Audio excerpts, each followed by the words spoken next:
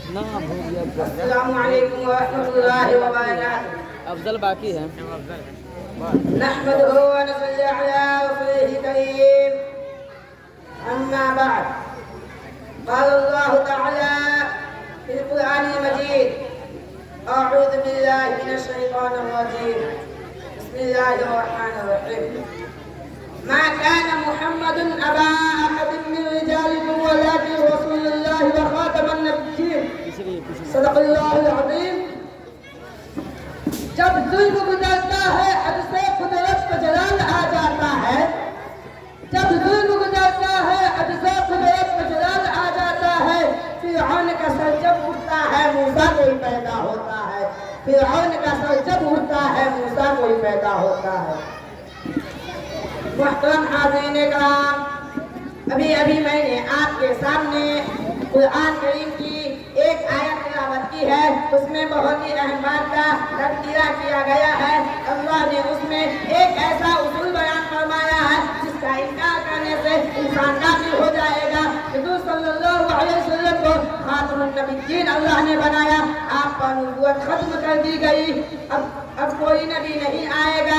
اس آیت کا انکار کیا اور مخالفت کی تو ایک فرقہ وجود میں آ گیا. وہ ہے فرقہ قادیانیت. قادیان میں رہنے والا ایک شخص انگریزوں کا چیلا، اس نے نبوت کا دعویٰ کیا اور کہا کہ میں بھی نبی ہوں. اس کا دعویٰ عجیب تھا. اہل سنت والجماعت کا عقیدہ ہے کہ حضور صلی اللہ علیہ وسلم کے بعد کوئی نبی نہیں آئے گا. اور پورے قرآن کی وہ 6466 آیتیں ہیں، ان پر ایمان لانا فرض ہے. ایک آیت کا نہ ماننا بھی کفر ہے. اور اس آیت میں حضور صلی اللہ علیہ وسلم کو خاتم النبیین کہا گیا. لہذا مرزا غلام احمد کو کبھی جاننا کفر ہے. اس لاعب نے جنگ آزادی کے وقت مسلمانوں میں تفریق ڈالنے کے لیے انگریزوں کا چیلا بن کر یہ دعویٰ کیا. علماء کرام نے مخالفت کی لیکن وہ لاعب باز نہ آیا.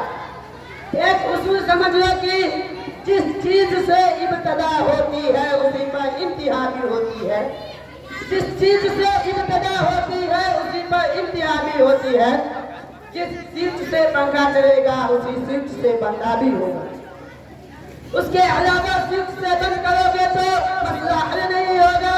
یہی حال مسلمانوں کا ہے. بے دینی کی ہوا اتنی عام ہو گئی ہے کہ دین کی طرف امت کا آنا مشکل نظر آ رہا ہے. ابتدا ہوتی ہے تو انتہا بھی اسی پر ہوگی. ابتدا ہوتی ہے تو انتہا بھی اسی پر ہوگی.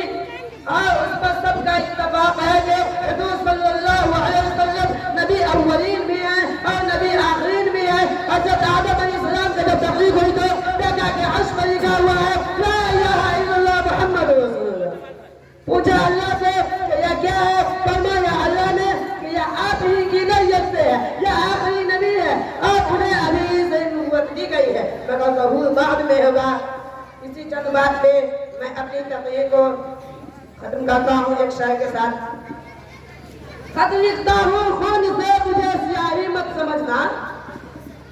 کہ خط لکھتا ہوں خون سے مجھے سیاہی مت سمجھنا. میں پڑھتا ہوں مدرسہ اسلامیہ بیت العلوم میں مجھے جاہل مت سمجھنا. میں پڑھتا ہوں مدرسہ اسلامیہ بیت العلوم میں مجھے جاہل مت سمجھنا. وآخر دعوانا الحمد للہ رب العالمین. السلام علیکم.